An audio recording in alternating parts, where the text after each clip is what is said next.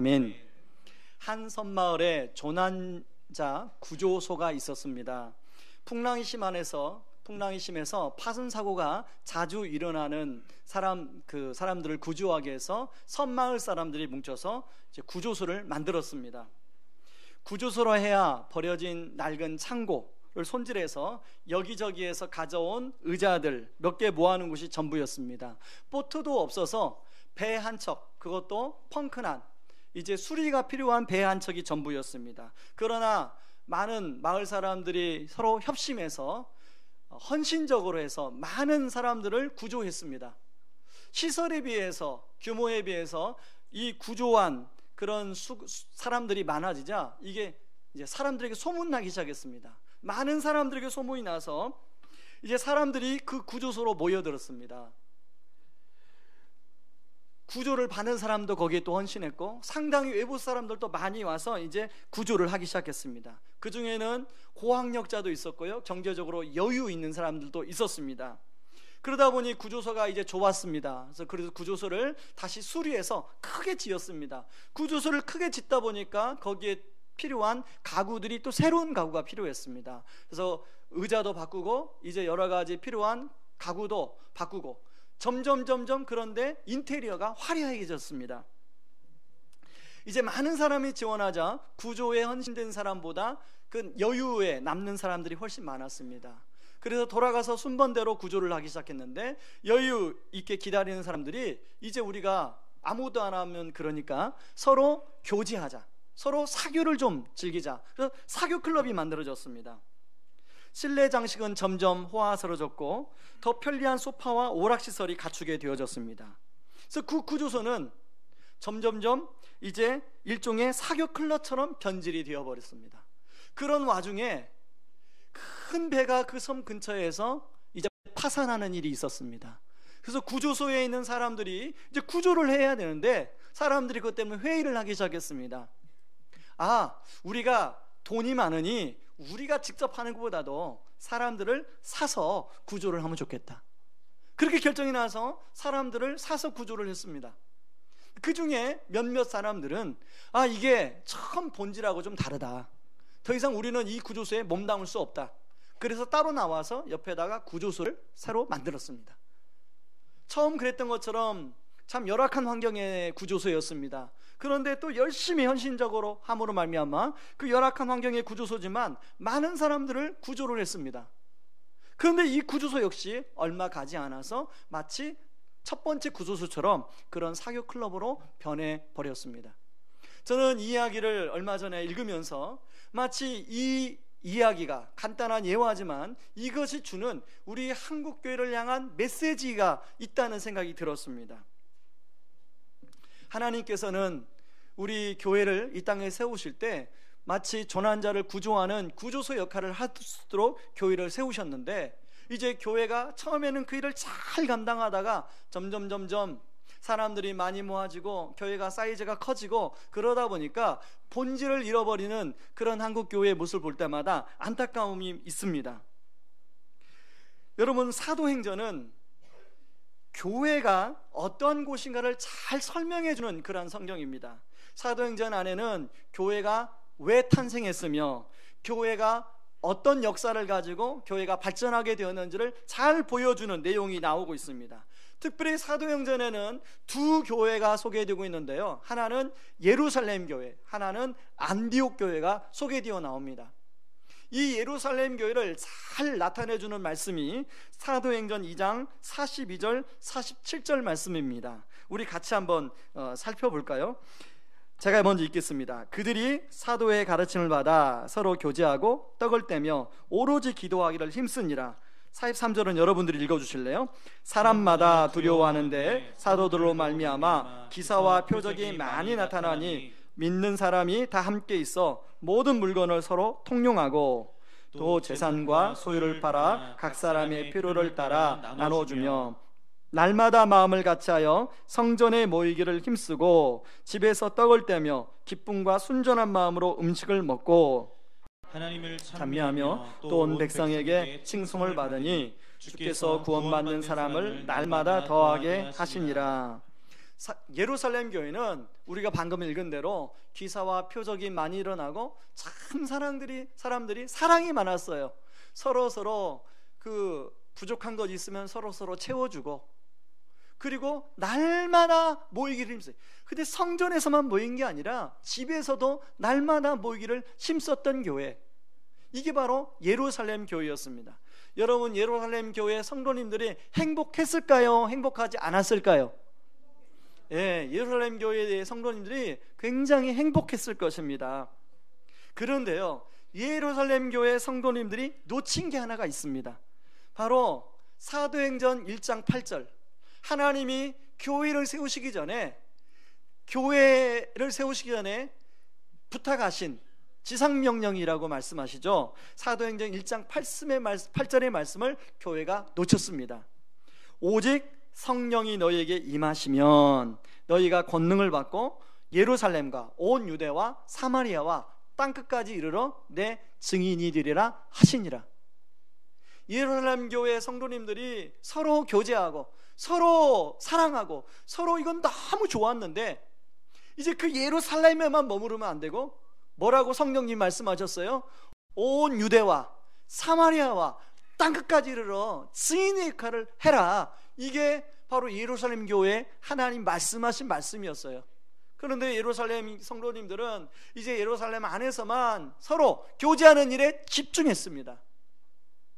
그 결과 예루살렘 교회가 어떤 일이 일어났습니까? 하나님이 예루살렘 교회의 성도들을 이제 자발적으로 유대와 사마리아와 땅끝까지 안 가니까 이제 환난과 핍박이라는 도구로 흩어버리십니다. 하나님이 사도행전 9장에 보면 환난과 핍박을 통해서 예루살렘 교회를 흩어요.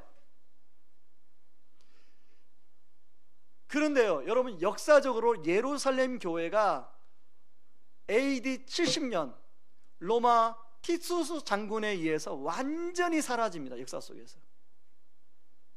이게 바로 가장 첫 번째 세워진 교회, 예루살렘 교회의 역사예요. 그런가 하면 또 하나의 중심축에 서 있는 교회가 안디옥 교회입니다. 이 안디옥 교회는 어떻게 세워진 교회냐면 예루살렘의 핍박 때문에 피난 온 사람들 몇 사람이 안디옥에서 세운 교회입니다. 그리고 바나바와 사울이 열심히 말씀을 가르쳐서 그 안디옥 교회가 사람들에게 저 사람들은 예수 믿는 사람들이야, 저 사람들은 예수쟁이들이야 라고 불리우는 그런 교회가 되었던 교회입니다. 여러분, 안디옥 교회 역시도 서로 말씀을 배우고 말씀을 또 가르치고 그러면서 서로 안에 아름다운 말씀의 교제가 있었습니다. 그런데 안디옥 교회는 예루살렘 교회와 큰 차이가 있다면 자발적으로 땅끝을 향하여 나아갔다는 것입니다. 저는 지난 5월 5일에서 5월 7일 날 그 팀 켈러의 사람들이 인도하는 세미나에 다녀왔습니다. 저는 교회 목사다 보니까요, 이렇게 저는 월요일 날 주로 이제 쉬는 날인데 우리 아이들은 토요일 날이 주로 시간이 많습니다. 그러다 보니까 이제 아이들하고 만나서 주로 좀 시간을 보낼 시간이 이렇게 공휴일이 아니면 없어요. 아이들이 이제 중학교, 고등학교 올라가다 보니까 학원 갔다 오면 밤 10시에 와요, 애들이. 그러니까 평일날도 애들하고 대화 몇 마디 하고 서로 자야 돼요. 저는 정확히 11시면 이제 잠자리에 들어가는 사람이기 때문에 대화를 할 수 있는 시간도 없어요. 이렇게 공휴일날 저는 참 학수고대 했는데 하필이면 이 세미나가 5월 6, 7, 8 잡히면 좋을 텐데 5월 5, 6, 7 이렇게 잡힌 거예요. 근데 너무 중요한 세미나라고 옆에서 이제 목사님들이 추천을 해줘서 갔는데요, 그 세미나 내용이 뭐였냐면 복음, 전도, 교회 개척 세미나였어요. 저 온기선 목사가 교회를 개척했는데 또 다른 꿍꿍이가 있어서 교회 개척 세미나를 갔나? 그렇게 생각하시는 분이 있어서 좀 더 자세하게 설명을 드릴게요. 어떻게 복음적으로 교회 설교를 할 것인가. 지금 이 팀 켈러라는 분은 미국에서 리디머 교회 담임 목사인데요, 그 팀 켈러의 영향을 받은 사람들이 전 세계적으로 교회를 300개 교회를 정도 개척을 했어요.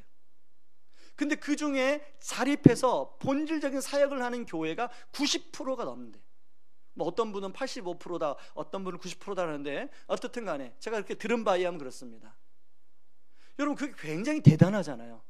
요즘에 교회를 개척하는데, 제가 교회를 개척할 때 자료를 보니까요, 일반적으로 교회를 개척하는데 이 자립해서 교회가 세워지는 확률이 3%예요. 성공 확률이.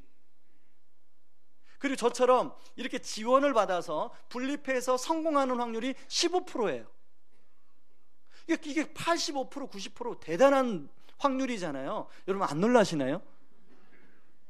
그래서 이제 그 팀 켈러의 그 사람들이 그게 어떻게 가능하냐를 와서 우리 한국교회 목회자들에게 설명해 주는 세미나였어요. 그걸 위해서 이 팀 켈러나 그 밑에 있는 사람들은 굉장히 복음적인 설교를 한다는 거예요. 그리고 또 하나는 교회 사이즈가 적으나 크나 항상 교회 지도자, 그리고 평신도 지도자, 모든 교회 성도들이 복음 밴드를 갖도록 그렇게 교회를 훈련을 시킨대. 이 복음 밴드가 뭐냐면, 복음을 가지고 사람과 1대1을 만나서 일주일에 한 번씩 이야기를 하는 거예요. 혹은 1대2로 이야기를 하는 거예요. 그러면서 같이 상대방의 생각을 듣고, 또 상대방의 생각에 같이 그걸로 대화를 나누고, 그런 복음 밴드를 어떻게 개인적으로 또 그렇게 만들어 가느냐, 그걸 또 설명해 주는 그런 내용이었고요. 마지막은 교회가 어떻게 교회를 개척해 주느냐, 그 관련된 내용으로 제가 내용을 듣고 왔습니다. 그런데 제가 5월 4일 날이 주일이었지 않았습니까? 5월 4일 날 제가 전했던 말씀이 바로 사도행전 12장 말씀이었어요. 사도행전 11장은 안디옥 교회가 탄생하는 내용이고요, 사도행전 12장은 예루살렘 교회에 핍박이 일어나는 내용이에요. 그래서 저는 그 세미나를 들으면서 사도행전에 나와 있는 예루살렘 교회와 안디옥 교회, 이 두 교회가 계속 머릿속에 남아 있는 거예요. 그런데 그 세미나의 내용이 뭐냐면, 예루살렘 교회에 머무르면 안 되고 교회가 안디옥 교회로 나가야 된다는 그런 내용이었습니다. 저는 창립 4주년을 맞이하는 의왕의리교회 담임 목사로서 그 세미나를 제가 자발적으로 간 게 아닙니다. 제가 아는 잘하는 목사님이 옆에서 거의 강제적으로 등록을 시켰어요. 그 세미나 진짜 중요하니까 꼭 가라. 그래서 나중에는 확인 전화까지 오더라고요. 세미나 등록했니? 이거 확인 전화까지 와요. 그분이 누구라고 밝히지 않겠지만 그 예수향남교회 정각신 목사님이세요.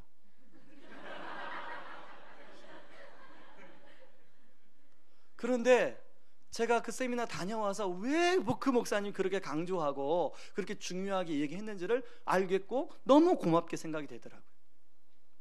창립 4주년을 맞이한 시점에서 우리 교회를 돌아보게 되었고, 또 앞으로 우리 교회 방향이 어떻게 나가야 할지를 많이 생각하는 시간을 많이 가졌습니다.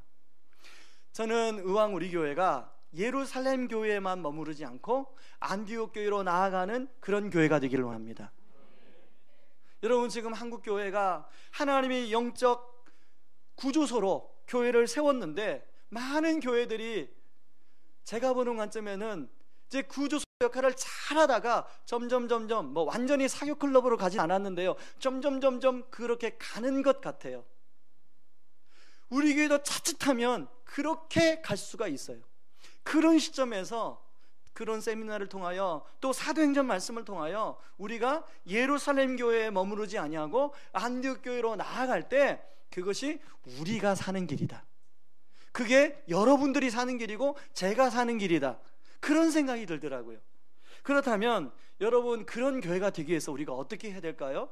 그래서 오늘 설교 제목이요, 교회가 교회되기 위해서입니다. 그런 교회가 되기 위해서 첫 번째 필요한 게 뭐냐면 온전한 연합이 필요합니다.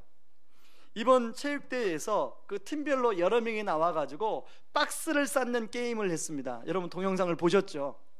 그런데 이제 총 4팀인데요, 4팀에 이제 호루라기를 부니까 열심히 박스를 쌓더라고요. 어느 팀이 가장 높이 박스를 쌓나, 심지어는 아까 보셨잖아요, 목마를 태우고 목마도 부족하니까 어깨에 발을 딛고 올라가서 이 상자를 세우고, 그러고 호루라기를 불었어요. 가장 우리가 이제 관중들이 보니까 이쪽 팀이 우승할 것 같아요. 가장 높이 쐈어요. 그래서 막 박수를 치는데, 자, 호루라기 딱 불고 손을 딱 떼니까 어떻게 됐어요? 예, 바람이 싹 부니까 넘어지더라고요. 결국은 처음부터 마음을 함께해서 기초를 탄탄히 한 팀이 우승을 했어요. 그걸 통해서 이런 간단한 게임도 마음을 서로 하나로 묶는 게 참 중요하구나, 그런 걸 깨달으셨죠? 저도 그걸 깨달았습니다. 아마 누구나 그걸 봤으면 그걸 깨달았을 거예요. 여러분, 하물며 이런 게임조차도 서로 마음을 하나로 하는 게 중요한데, 여러분 가정 마음이 잘 하나가 되고 있습니까? 왜 이렇게 대답을 못 하십니까? 아멘이. 자, 다시 한번 묻습니다. 여러분 가정이 하나가 될 줄 믿습니다. 예. 여러분, 의미 있고 가치 있는 일을 하려면요, 하나가 되지 않고서는, 온전한 연합을 이루지 않고서는 그 일을 할 수가 없습니다. 오늘 본문에 보면, 오늘 본문 1절에 보면 안디옥 교회 지도자들의 이름이 열거됩니다. 우리 1절 말씀을 같이 한번 읽어볼까요? 시작. 안디옥 교회에 선지자들과 교사들이 있으니 곧 바나바와 니게르라는 시몬과 구레네 사람 누기오와 분봉왕 헤롯의 젖동생 마나인과 및 사울이라. 여기 선지자와 교사들이라고 소개되어 나오는데 다 같은 영적인 지도자들입니다. 그런데 이 5명이 소개되는데 이 5명 다 출신과 배경이 다 달라요. 한 부분 한번 볼까요? 먼저 이 바나바는 전통 유대인입니다. 이 니게르라는 시몬은, 이 니게르라는 말은 이제 흑인을 말합니다. 그러니까 그 시몬이라는 이름, 유대인 시몬이라는 유대 이름이잖아요. 근데 그러니까 흑인 유대인이에요. 흑인 유대인. 그런가 하면 구레네 사람 누기오. 이 구레네는 아프리카의 현재 리비아를 가리킵니다. 그래서 아프리카에서 온, 누기오는 헬라식 이름이에요. 근데 그 배경이 어떻게 되는지 여러분 한번 상상해 보세요. 또한 분봉왕 헤롯의 젖동생 마나인. 자, 이 젖동생이라는 것은 엄마 젖을 함께 먹고 자라난 사이, 그러니까 친형제간이에요. 친형제간. 헤롯의 젖동생이니까 상당히 상류층에서 자란, 배경을 가지고 자란 사람인 걸 알 수 있습니다. 그리고 헤롯은 에서의 혈통이거든요. 유대인들은 에서의 혈통을 싫어한다고 그랬지 않았습니까? 그리고 사울이 자기 소개를 하면서 뭐라고 합니까? 자기는 히브리인 중에 히브리인이요 유대인 중에 유대인이라, 그렇게 이야기하고 있습니다. 또 학식이 뛰어난 사람이에요, 사울은. 그런데 이 5명의 출신과 배경이 전혀 다른 사람들이 서로 안디옥 교회의 지도자들이더라고요. 서로 마음을 같이 해서 교회를 이끄는 지도자들이라는 거예요. 여러분, 이 5명이 교집합이 있습니까, 없습니까? 교집합을 찾아볼 수가 없어요. 우리가 주로 이렇게 친해지려면요, 교집합이 있어야 돼요. 그래서 보통 남자들은 이렇게 처음 만나면 혹시 고향이 어디세요? 이렇게 항상 물어봐요. 혹시 이제 사회에서는 혹시 어디에서 공부하셨어요? 이렇게 물어봐요. 그래서 그게 어떻게 아다리가 맞으면요, 반갑다고 그러고 막 뭐 굉장히 친한 것처럼 그렇게 얘기를 해요. 특히 우리 한국 사회는 학연, 지연, 혈연. 제가 우리 교역자들을 처음에 교회를 개척할 때 세팅할 때요, 학연, 지연, 혈연을 피하려고 얼마나 애를 썼는지 몰라요. 맞죠? 그래서 교회를 개척할 때 제가 초반부에 오신 분들한테 말씀드리는데, 저희 누나가 손위의 누나가 제가 이제 교회를 개척한다고 하니까 본인이 교회를 개척할 때 합류하겠다고 제가 2손을 들고 말렸습니다. 네, 2손을 들고 말렸어요. 그리고 제 처제는요 반주자예요. 제 처제는 찬양팀 활동도 했어요. 굉장히 그런데 은사가 있어요. 저희 집사람이 하나도 안 닮았지만 어떻게 같은 피를 나는데 그런 걸 하나도 안 닮았어요. 아무튼 저희 처제는 굉장히 다양한 재능이 있어요. 처제가 합류하겠다는 걸 제가 합류하지. 그래서 교회는 그런 사람들이 처음을 하면 이게 처음에는 좋을지 모르지만 이게 나중에는 좋지 않아요. 어떻든 간에 여러분, 이게 인간은 서로 친해지려면 이런 교집합이 필요한데 오늘 이 본문의 지도자들은 이런 교집합이 하나도 없어요. 이 이야기를 제가 빼먹을 뻔 알았네요. 밥을 먹다가요, 이제 청년들하고 제가 라면을 같이 먹었는데요, 청년들한테 너는 무슨 라면을 좋아하니? 물어봤어요. 그랬더니 저는 삼양라면을 좋아하는데 그 청년은 진라면을 좋아한대요. 그래서 옆에 있는 청년한테 물어봤죠. 넌 무슨 라면을 좋아하니? 그랬더니 자기는 짬뽕 라면을 좋아한대요. 넌 무슨 라면을 좋아하니? 그랬더니 자기는 너구리를 좋아한대요. 또 넌 무슨 라면을 좋아하니까 또 무슨 라면 있죠? 신라면을 좋아한대요.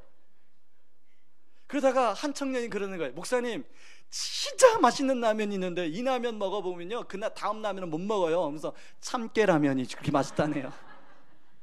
모르겠어요, 맛있는지 안 맛있는지. 저는 오뚜기와 관련이 없습니다. 예.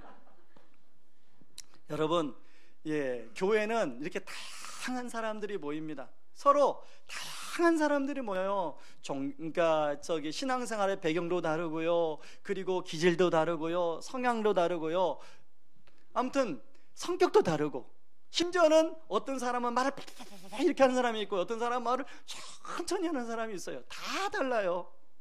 어떤 사람은 저희 집입니다. 어떤 사람은 따뜻한 밥을 좋아하는 사람이 있고 어떤 사람은 찬밥을 좋아하는 사람이 있어요. 이렇게 달라요, 사람들은. 그러면 이런 다른 사람들이 하나가 되기 위해서 어떻게 해야 될까요? 이건 틀린 게 아니라 서로 다른 것뿐이에요. 그러려면 상대방이 나랑 다르다는 것을 이해하고 그걸 받아들여야 돼요. 다를 수 있구나. 그래서 그 사람들을 기다려주고 이해해주고 포용을 해줄 때 거기서부터 하나가 되는 거예요. 여러분, 부부 사이도 마찬가지잖아요. 부부 사이도 서로 다르지만 기다려주고 이해해주고 그럴 때, 참아줄 때 서로 하나가 돼요. 이 설교 어떤 분이 들고 있는데, 목사님 사실은 전 지금도 참고 있거든요. 그런 분이 계실지 모르겠어요.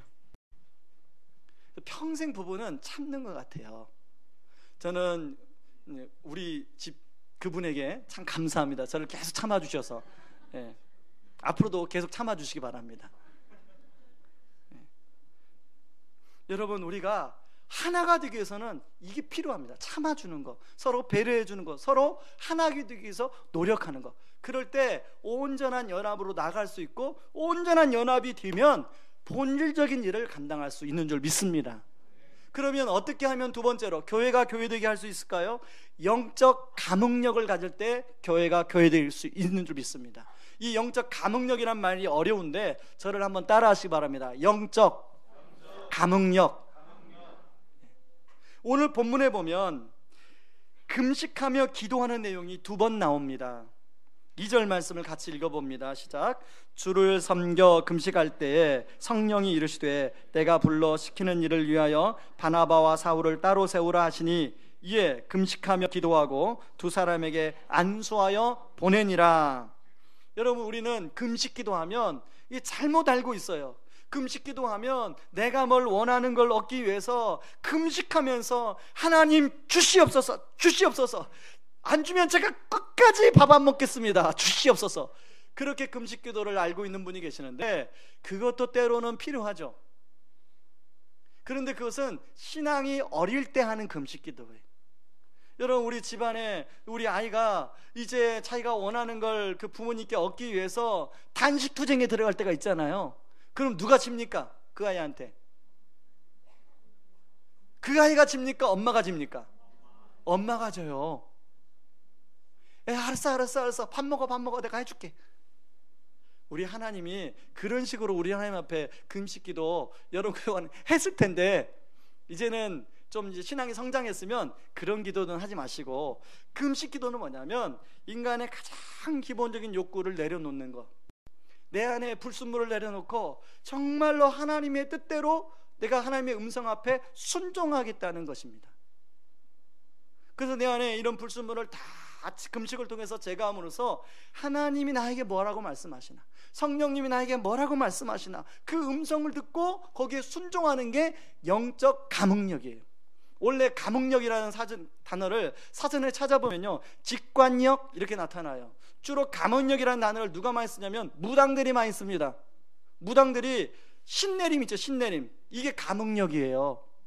그런데 진짜 감흥력은요, 성령님의 음성 앞에 순종하는 게 영적 감흥력, 진짜 감흥력인 줄 믿습니다.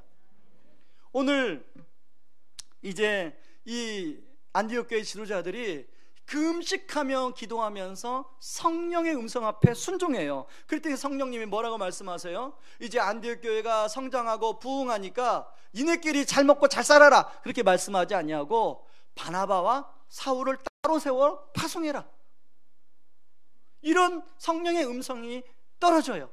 그리고 또 금식하며 기도하며 바나바와 사울을 파송합니다. 여러분, 저는 이 영적 감흥력이 저희 같은 목회자들에게 정말로 필요하다고 생각합니다. 이제 우리 교회는 분당 우리 교회에서 두 번째로 분립 개척을 해준 교회예요. 이제 올해 초에 세 번째 교회가 그렇게 개척이 되었습니다. 이름이 이제 가명으로 죽전 우리 교회인데요, 아주 좋은 목사님이 전상출 목사님이라고, 그 왕 목사님이나 저나 전상출 목사님이 상당히 서로 친해요. 그 이제 이 세 번째 교회는 첫 번째, 두 번째하고 좀 다르게 인큐베이팅 교회로 이제 시작을 했어요. 그래서 지금 예배를 어디서 드리냐면 그 서현교회, 분당 우리 교회 서현교육관 8층에서 예배를 드려요. 그리고 이제 연말이 되면 새로운 장소를 찾아서 옮겨가야 돼요. 근데 최근에 제가 목사님한테 들었더니 이제 연말에 옮겨가려면 지금부터 장소를 찾아야 되는데 장소 찾기가 만만치 않다는 거예요. 그것 때문에 가서 땅 받기를 하고 그것 때문에 가서 계속 기도하고 그런다는 거예요. 제가 그 얘기를 듣는데 4년 전에 제 생각이 나더라고요. 4년 전에 여러 군데를 다니면서 정말 하나님 이곳입니까? 하나님, 제가 교회를 개척하기를 원하는 지역이 여기입니까? 장소가 여기입니까? 심지어는요, 저 남양주에 부동산 업자가 소개받아서 갔더니 남양주에 산꼭대기를 인도하더라고요. 가건물. 거기 가서도 무슨 기도하는지 아십니까? 하나님, 여기는 아닐 것 같은데.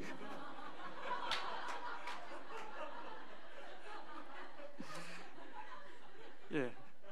아무튼 송도 뭐 안 가본 데가 없습니다. 가는 곳마다 하나님 여기입니까? 왜? 제가 모르니까요. 근데 그때 필요한 게 뭐예요? 영적 감흥력.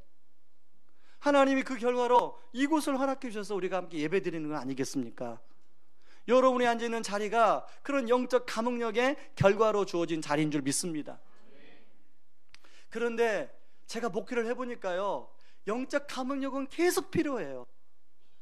계속 그런 성령님의 음성 앞에 민감하게 반응하는 게 계속 필요하다는 것입니다. 그런데 저만 그럽니까? 저만 영적 감흥력이 필요해요? 이곳에서 사업하시는 분들 얼마나 의사결정해야 할 게 많아요. 이것이 좋은 것인지 저것이 좋은 것인지, 정말로 이렇게 하면 좋을지 저렇게 하면 좋을지 의사결정해야 할 때 정말 많잖아요. 특별히 그것이 어떤 어떤 이익과 손해를 보는 일이라면 진짜 밤잠 안 자고 고민하실 거예요. 누구한테 물어보셔야 됩니까? 성령 하나님께 기도하셔야 돼요. 성령 하나님께. 그래서 성령님이 지혜를 주신 대로 그 결정하는 것이 중요합니다. 그런가 하면 결혼을 앞둔 자녀를 둔 우리 부모님들 혹은 자녀들, 어떤 진로 문제를 해착할 때, 그리고 어떤 이제 배우자를 결정할 때, 이것도 역시 영적 감흥력이 필요해요. 일부 때는 이 얘기를 안 했는데요, 저희 집사람이 있어서, 여러분, 제가 저희 집사람 만날 때 집사람한테는 당신이 첫 번째 사람이야 라고 말을 했지만 그 전에 얼마나 수없는 많은 그 분들이 계셨는지 여러분, 그 가운데 지금 우리 집사람을 제가 선택했다면 그 영적 감흥력이 필요하지 않습니까? 지금 옆에 있는 여러분의 아내, 여러분의 남편을 여러분이 선택했다면 영적 감흥력이 있어서 선택한 거 아니겠습니까? 그런데 여기 계신 분요, 아닌데요? 우리 집사람이 이뻐서? 우리 남편이 능력이 좀 많아서? 여러분, 그건 영적 감흥력이 아니에요. 여러분, 지금까지는 그럴 수 있습니다. 앞으로 여러분이 어떤 결정을 하실 때 이런 영적 감흥력을 하나님께 구하고 결정하는 은혜가 있기를 바랍니다. 제가 이제 그 이찬수 목사님 제 스승이니까 저는 주일날 목사님 설교하면 이제 월요일 날이나 이렇게 제가 좀 쉬면서 등산이나 운동을 하면서 목사님 설교를 다운받아서 그렇게 이제 설교를 듣습니다. 지난주일 설교를 보니까요, 그 평상시 때 제가 이제 부교역자로 있을 때 저희 부교역자들에게 말씀했던 혼내킬 때 말씀했던 말씀을 하시더라고요. 둔감한데 둔감하고 민감한데 민감하라. 이걸 성도들에게 말씀하시는데 저는 그 말씀을 들으면서 2006년도인지 7년도인지 그 말씀을 가지고 화요일날 7시 반에 우리 교역자회의를 모였는데 10시까지 계속 혼났던 그때가 떠오르더라고요. 너네들은 도대체 둔감한데 둔감하고 민감한데 민감해야 되는데 왜 둔감한데 민감하냐고 막 그러면서 막 혼내키는데요, 막 그분이 또 막 살아서 막 나타나는 것 같아요. 여러분 그거 아세요? 오카노 목사님은 별명이 기관총이고요, 이찬수 목사님 별명은 핵폭탄입니다. 이게 왜 그런 차이가 나냐면, 오카노 목사님은 이제 회의하려고 딱 교역자회의 딱 들으면 성경 말씀 한 구절을 읽는데요, 그 다음에 딱 덮고 어느 성도님 이름 부르고 몇 교구 성도입니까? 그러고 이제 그때부터 기관총을 쏘아대기 시작하는데요, 그 한 100명의 교역자들이 죽을 때까지 기관총을 쏘아대는데요, 그래가지고 몇 사람이 안 죽으면 권총을 빼내가지고 확인 사살을 한대요. 그게 오카노 목사님이면 이찬수 목사님은 그냥 그런 게 필요 없어요. 그냥 핵폭탄 하나 딱 던지면 다 전멸이에요. 이게 우리 얘기가 아니고 어느 성도님이 저한테 들려준 이야기입니다. 오해하지 마시고. 예. 여러분 우리가 둔감한데 둔감하고 민감한데 민감함이 필요합니다. 그런데 우리는 둔감한데 민감하고 민감해야 될 때 둔감할 때가 얼마나 많이 있습니까? 한번 자신을 돌아보세요. 그래서 결단하시기 바랍니다. 하나님, 제가 둔감한데 둔감하게 도와주시고 민감한데 민감하는 그런 영적 감흥력을 갖는 그런 성도 사람 되게 하여 주옵소서. 그렇게 나가는 은혜가 있길 바랍니다. 세 번째는 어떻게 하면 우리가 교회가 교회될 수 있는가? 흘려보내는 기쁨을 맛볼 때 가능합니다. 저는 지난주 월요일날 전교인 체육대회 하면서 끝나고 나서 어떤 성도님이 이제 게시판에 글을 쓰셨더라고요. 하나님 이 창세기에 보시기에 참 좋았더라, 그 말씀을 인용해서 써놨어요. 그런데 진짜 그 인용이 맞더라고요. 제가 체육대회 하는 우리 성도님을 보는데 정말 하나님 보시면 보시기에 참 좋았더라, 이 말씀을 하실 것 같아요. 그런데요, 체육대회 하는 내내 제 안에 질문 하나가 떠오르는 거예요. 질문 하나가. 그런데 이렇게 성도님들이 하나 돼서 뭐 하려고 그러냐? 이렇게 성도님들이 하나가 되기 위해서 참 애를 쓰는데 애쓰는 이유가 뭐냐? 하는 질문이 하나 제 안에 계속 떠올라요. 그 질문의 답은요, 바로 2절에 있습니다. 우리 2절 말씀을 같이 읽어봅니다. 주를 섬겨 금식할 때에 성령이 이르시되 내가 불러시키는 일을 위하여 바나바와 사울을 따로 세우라 하시니. 우리가 하나가 되어야 되는데 무엇 때문에 하나가 되어야 되냐면 내가 불러시키는 일 때문에 하나가 되어야 돼요. 그 일이 뭐냐? 사도행전 1장 8절이에요. 오직 성령이 너에게 임하시면 너희가 권능을 받고 온 예루살렘과 유대와 사마리아와 땅끝까지 내 증인이 되리라 하시니라. 이 일을 위해서 우리가 하나가 되어야 되는 거예요. 여러분, 교회가 존재하는 이유는 바로 이것 때문에 존재합니다. 그리고 우리가 이걸 감당할 때 우리의 하나님, 교회를 세우신 하나님이 기쁨이 되고 영광을 돌리는 거예요.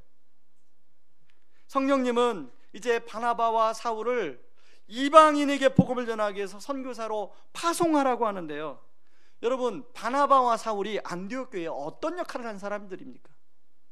안디옥 교회가 이제 몇 사람에서 세워지고 좀 사람이 늘어나니까 첫 번째 세워진 목회자가 바나바예요. 예루살렘 교회에서 파송을 했죠. 바나바가 말씀을 잘 성도들을 가르쳤어요. 교회가 성장했습니다. 혼자서 감당 못하니까 데려온 사람이 사울이에요.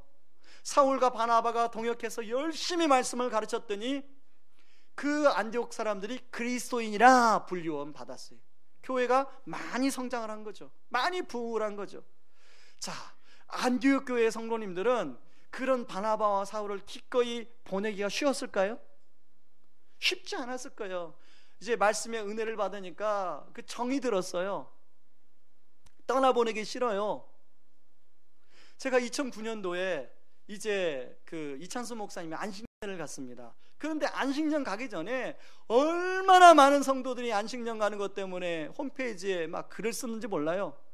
이제서 내가 목사님께 은혜를 받았는데 나를 두고 어디를 가신다고 합니까? 그러면서 막 온 홈페이지에 글을 올리고 난리를 막 성도님들이, 왜 은혜를 받았는데 내가 이제 좀 살아나려고 하는데 나만 조금만 더 살아가면 좋겠는데 안식년 가신다고 하시니까. 그런데 안식년 가셨어요. 왜 가셨냐면 이 교회는 내가 하는 교회가 아니라 성령님이 하는 교회로 안식년 가셨어요. 안식년 가시고 나서 1년 동안 하나님이 교회를요 흔들리지 않게 해주셨어요. 성령님께서 교회를 든든하게 붙들어 주시더라고요. 여러분, 자, 바나바와 사울을 안디옥 교회 성도님들이 보내는 게 쉽지 않았을 거예요. 그런 차원에서 바나바와 사울도 떠나는 게 쉽지 않았을 거예요. 정들었던 성도들, 또 서로 마음을 주고받았던 성도들을, 그들을 떠나서 다른 곳에 파송되는 게 쉽지 않아요. 그런데 결과는 어떻게 해요? 안디옥 교회도 바나바와 사울도 기꺼이 떠나고 보내고 있더라는 것입니다. 여러분, 오늘 우리가 읽은 말씀의 3절에 보면요, 보내니라는 말이 나오는데요, 이 말은 아필리오라는 말로 떠나보내다, 흩어지게 하다라는 뜻을 가지고 있습니다. 안디옥 교회는 이 흘려보내는 것, 떠나보내는 것이 손해였을까요? 축복이었을까요? 그 당시에는 손해라고 생각했을 거예요. 그러나 기꺼이 떠나보냈던 것이, 기꺼이 떠나갔던 것이 왜 떠나가고 떠나보냈냐면 그게 지금 당장 손해지만 그게 나중에 축복이란 걸 알았기 때문에 떠나보내고 떠나갔던 거예요. 여러분, 흘려보내는 것이 손해입니까? 축복입니까? 다시 묻습니다. 흘려보내는 것이 손해입니까? 축복입니까? 여러분, 그렇게 대답하신 분들 중에 남은 흘려보내는 게 축복인데 내가 흘려보내는 것은 축복이라고 생각합니까? 정말로? 근데 흘려보내는 것이 축복이라는 것을 성경에 말고 내 삶 가운데 깨닫기까지는 시간이 걸려요. 흘려보내는 건 손해입니다. 그렇죠? 손해예요. 그런데 시간이 지나면 그것이 축복이라는 사실을 알게 돼요. 저는요, 지난주에 여러분 때문에 제가 가문의 영광을 누렸습니다. 이게 무슨 얘기인가 그러신 분이 계시는데, 제가 신문에 나왔다는 거 아니겠습니까? 안 놀라시네요. 다름이 아니라 저희가 창립 감사헌금을 이제 네팔 그 선교사님에게 드리고 나머지를 이제 의왕시청에 전달을 했습니다. 사실은 우리가 이번에 의왕시청에 전달한 금액은 이제까지 의왕시청에 전달한 금액 중에 가장 작아요. 금액이. 우리가 창립할 때부터 2011년 5월 10일 날 창립 예배를 드렸는데 그때도 창립 헌금의 10분의 1을 의왕시청에 전달을 했어요. 그리고 매년마다 창립 감사헌금은 의왕시청에 다 전달을 했어요.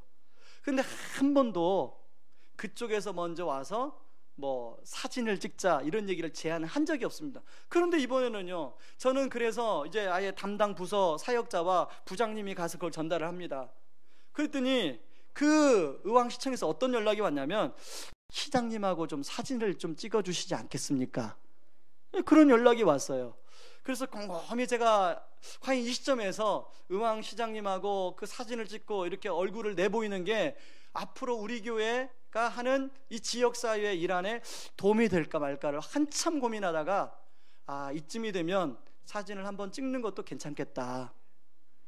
그래서 의왕시청에 가서 우리 장로님과 함께 사진을 찍었습니다. 저는 신문에 나온 줄을 몰랐어요. 화요일 날 출근을 해서 이상한 데서 전화가 와서 전화를 받았는데 어디 장애인 단체인데 신문에 나와서 전화를 드렸습니다. 우리 단체 좀 도와주세요. 제가 그때서 신문에 나온 줄 알았습니다. 다 여러분 덕분입니다. 그런데 제가 곰곰이 왜 우리가 창립할 때부터 그렇게 했는데 이제서야 그렇게 이제 그게 그런 하나님이 그렇게 하실까를 제가 곰곰이 생각해 보면서 두 가지 생각이 들었는데, 하나는 뭐냐면 이제까지 4년 동안 참 그렇게 해온 우리 성도님들을 향한 하나님의 격려, 수고했다, 애썼다, 참 잘했다. 누구를 향한 격려예요? 여러분들을 향한 격려. 아멘 하십니까? 작으시네요. 하나님께서 여러분들을 향한 격려입니다. 네. 그리고 또 하나의 메시지는 뭐냐면 앞으로 계속적으로 더 잘 감당했으면 좋겠다. 하나님의 바람이에요. 우리 교회가 앞으로 이런 흘려보내는, 교회적으로 흘려보내는 일을 잘 감당하는 교회가 되기를 바랍니다. 그런데요, 여러분 묻고 싶습니다. 여러분이 혹시 여기 사업을 이제 운영을 해보시고 큰 회사를 경영해 보신 분들 계시겠는데, 집안 살림하는 분들 계시겠는데, 이렇게 목적 헌금을 하면 그게 교회 재정의 손해일까요, 축복일까요? 좀 대답을 해보세요. 아시잖아요, 여러분 가정 살림을 해보시니까. 손해일까요, 축복일까요? 손해예요. 우리가 뭐 1년에 한 번 하는 게 아니라 거의 절기 때마다 그렇게 하기 때문에 이게 전체 교회 예산을 따지면 이게 손해나는 일입니다. 그리고 목적 헌금을 하면요, 제가 참 비밀을 밝히는데 일반 헌금이 2분의 1로 줄어요. 그러니까 무슨 얘기입니까? 저는 그게 이해가 돼요. 그러니까 집안 형편이 이제 다 어려운 가서 하나님께 드리는 거기 때문에 일반 헌금할 걸 목적 헌금을 해요. 저는 그걸 각오하고 목적 헌금을 합니다. 모든 교회가 다 그래요.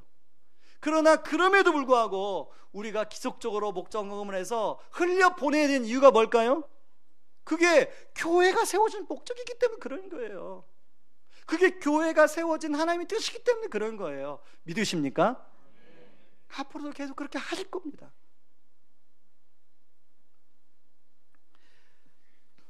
저는 그런데 이걸 교회적으로만 여러분 흘려보내는 기쁨을 누리면 안 됩니다. 그러면 여러분, 우리는 반쪽짜리 기쁨을 누리는 거예요. 여러분 개인적으로도 흘려보내는 기쁨을 여러분이 누리셔야 돼요.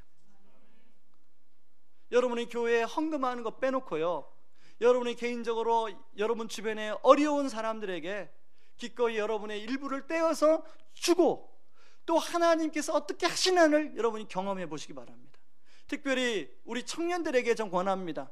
우리 청년들에게 젊을 때부터 여러분이 혹시 아르바이트하고 여러분이 용돈을 받았다면 그 부분의 일부분을 11조도 하시고 감사헌금도 하시지만, 여러분 혹시 주변에 어려운 친구가 있으면 일부분을 떼서 그렇게 한번 섬겨보세요. 하나님이 내 인생에 어떤 은혜를 베풀어 주시나, 그런 기쁨을 삶을 날부터 경험할 때 여러분 평생 그걸 경험할 수가 있어요. 저는 그것을 우리 주님이 십자가에서 우리를 위해서 피를 흘리시고 몸을 찢기셨잖아요. 그걸 저는 자기를 찢는 훈련이라고 생각합니다. 여러분, 내 몸을 찢을 때 아파요, 안 아파요? 아깝습니까, 안 아깝습니까? 앞에 있는 저는 아까울까요, 안 아까울까요? 아까워요. 그걸로 우리 아이들 뭘 사주고 싶고, 그걸로 제 필요한 거 뭘 사고 싶은데 아까워요. 그런데 찢는 훈련을 하다 보니까 하나님이 어떤 은혜를 주시냐면, 처음에는 이만큼 찢는데요, 나중에는 하나님이 점점 찢는 크기를 크게 해주시는 은혜를 누립니다. 여러분이 그 은혜를 누리길 바라요. 여러분 개인적으로, 여러분 가정적으로, 우리 교회적으로 이런 흘려보내는 기쁨을 누리기를 바랍니다. 그럴 때 성령님이 살아계시고 하나님이 살아계시는구나, 그것을 피부로 느끼길 바랍니다. 얼마 전에요, 우리 집 둘째가 저한테 엄청 혼이 났어요. 왜 혼났냐면, 지가 용돈을 어떻게 모았는데 분명히 얘가 신발 한 켤레가 있거든요. 좋은 신발, 가장 좋은 신발이 있어요. 근데 지 욕심에 또 사고 싶은 신발을 하나 사가지고 왔더라고요. 제가 굉장히 혼냈어요. 너 그것은 탐심이다. 걔가 알아들을지 모르지만 탐심이다. 여러분, 우리가 탐심을 죽이고 내 것을 찢을 때 그 안에 성령님이 역사하십니다. 이런 흘려보내는 기쁨을 우리가 개인적으로, 가정적으로, 교회적으로 경험하고 체험하기를 주의 이름으로 축원합니다. 마지막 결론을 맺으면서요, 제가 그 세미나에서 가장 인상 깊었던 이야기를 하나 제가 말씀드리고 말씀을 마무리하려고 합니다. 가장 인상 깊었던 강의는 그 뉴욕의 시티2시티 교회 담임 목사인 노진산 목사님의 강의였는데요.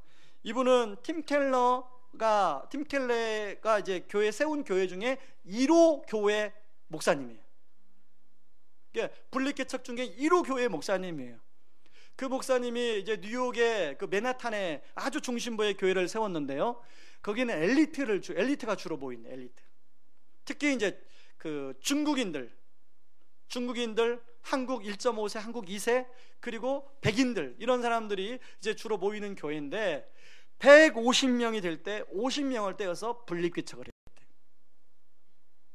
그러면서 이 목사님이 하신 얘기가 뭐냐면, 참 자기가 교회가 뭔지를 모르고 그렇게 분리개척을 했다가 이 목사님 표현에 의하면 죽는 줄 알았대요. 왜냐하면 150명 중에 이제 교회를 이렇게 앞에서 막 섬기고 하는 분들 있지 않습니까? 50명을 분리개척을 했더니 앞에서 헌신되어 섬겼던 사람들이 다 빠져나가더래요. 예를 들어 보세요. 이렇게 반주자가 있고 찬양 인도자가 있는데요, 이제 우리가 만약에 분리개척을 했는데 이 반주자와 찬양 인도자가 빠져나간다고 생각해 보세요.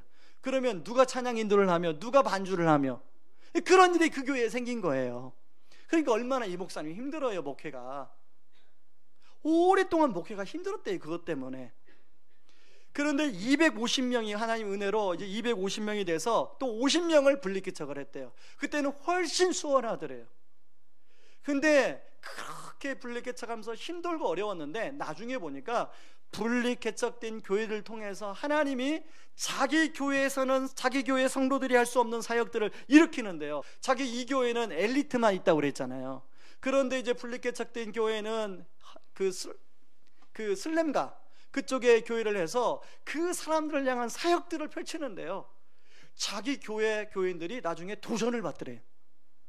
그리고 하나님 나라를 이제 그 교회만 그 사역을 하는 게 아니라 그 교회를 통해서 자기 교회 그 엘리트들이 도전을 받고 함께 그 일들을 함께 하더라는 거예요.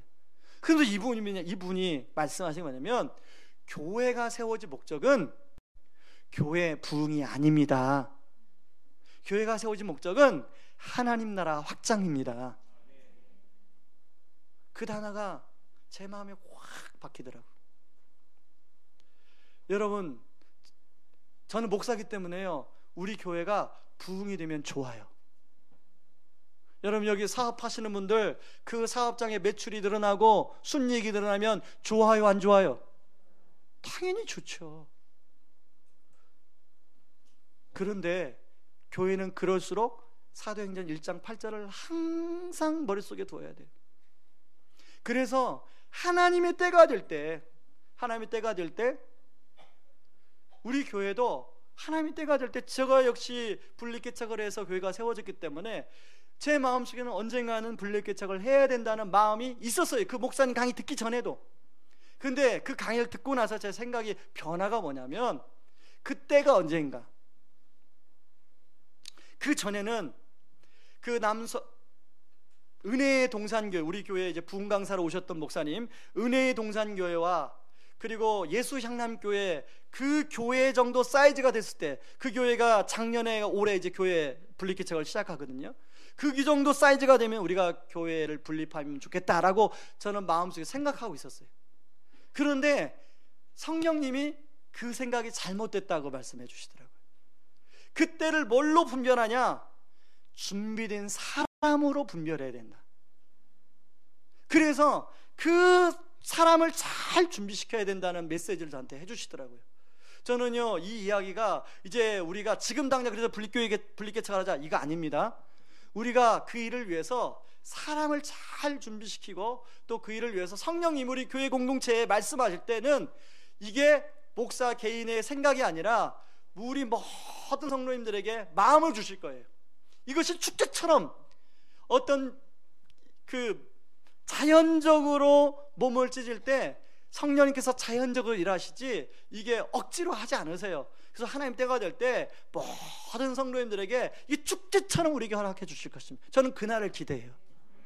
그리고 우리 길을 통해서 그런 많은 교회가 정말로 함께 더불어서 하나님 나라를 이루어갈 때 우리가 100명의 선교사님을 파송하자, 뭐 10,000명의 선교사님 파송하자 그게 아니라, 우리가 분립교회 개척을 몇 개 하자 그게 아니라, 하나님 우리가 한 개도 좋고 우리가 뭐 몇 개 해도 좋은데 하나님 나라가 함께 더불어 확장되어지는 그런 은혜가 있게 하여 주시옵소서. 그 일에 하나님 저와 우리 성도님들이 쓰임받게 하여 주옵소서. 그것이 바로 예루살렘 교회에서 안디옥 교회로 나아가는 바로 그런 교회가 되는 줄 믿습니다. 우리 시간에 그런 마음을 가지고 우리 교회여 일어나라 이 찬양을 같이 찬양하며 나아가기를 원합니다.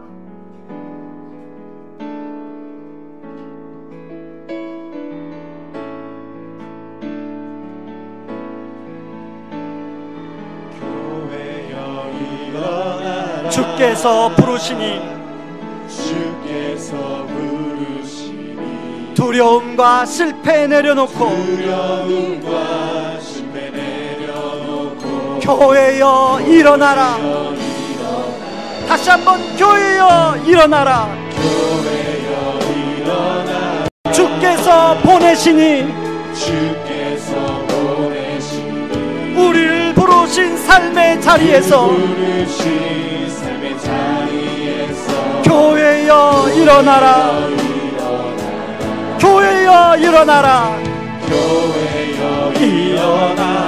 주께서 부르시니 두려움과 실패 내려놓고 교회여 일어나라.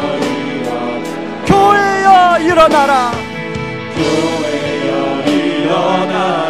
주께서 보내시니 우리를 부르신 삶의 자리에서 교회여 일어나라. 우린 세상의 빛. 어떤 빛입니까? 어둠을 밝히는 빛입니다. 하나님의 편지 주를 교회 통해 우리를 통해 세상이 주를 봅니다. 일어나라. 아버지 사랑으로 아버지 능력으로 서로 하나 되어 빛을 비추라. 노래하라. 아버지의 사랑을 아버지의 크심을 이 삶의 노래로 주님을 나타내라. 일어나라. 우리 한 번 더 찬양합니다. 교회여 일어나라. 교회여 일어나라. 주께서 부르시니 두려움과 실패 내려놓고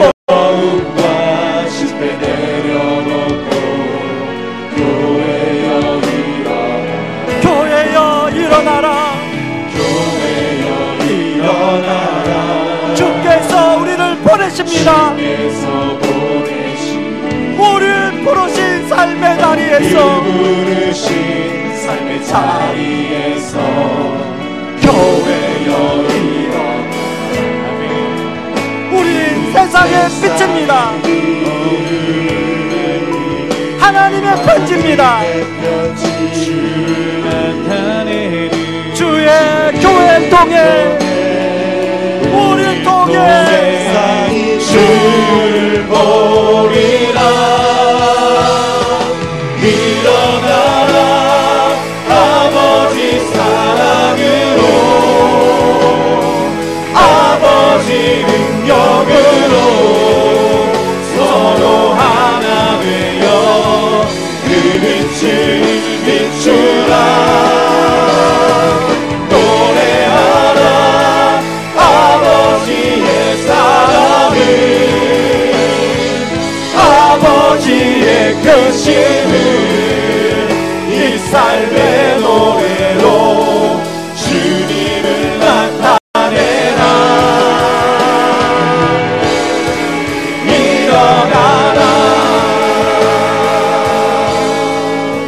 남은 시간에 기도하길 원합니다.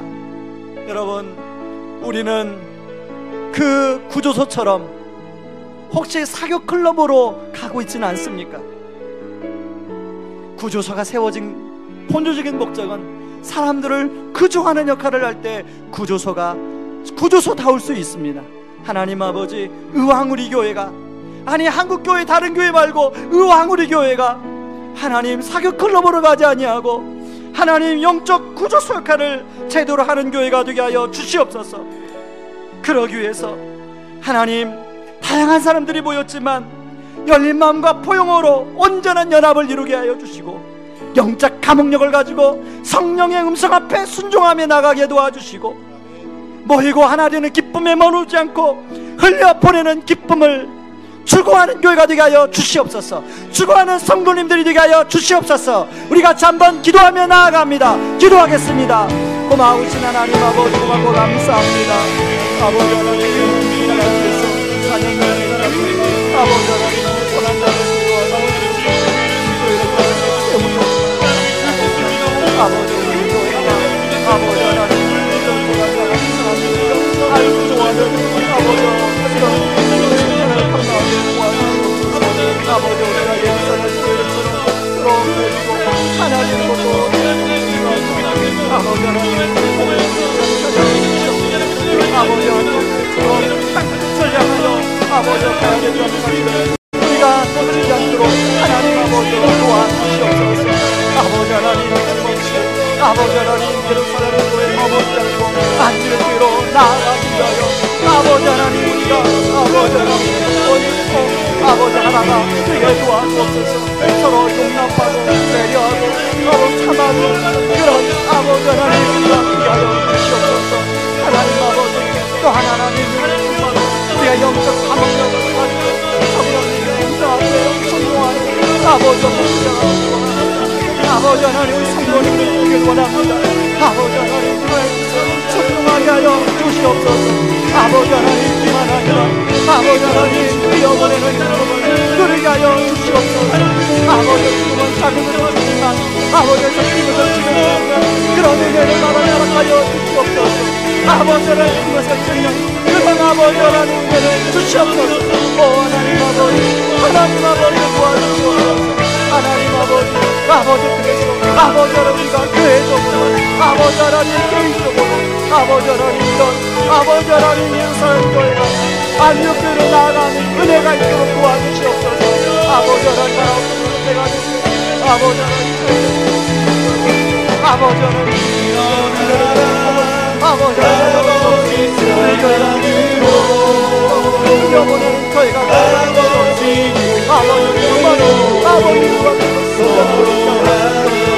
그런 교회가 될 수 있도록 하나님 아버지 도와주시옵소서. 아버지 하나님의 기쁨을 아버지 맛볼 수 있도록 하나님 도와주시옵소서. 은혜를 맛볼 수 있도록 하나님 도와주시옵소서. 이 삶의 노래로 주님을 나타내라.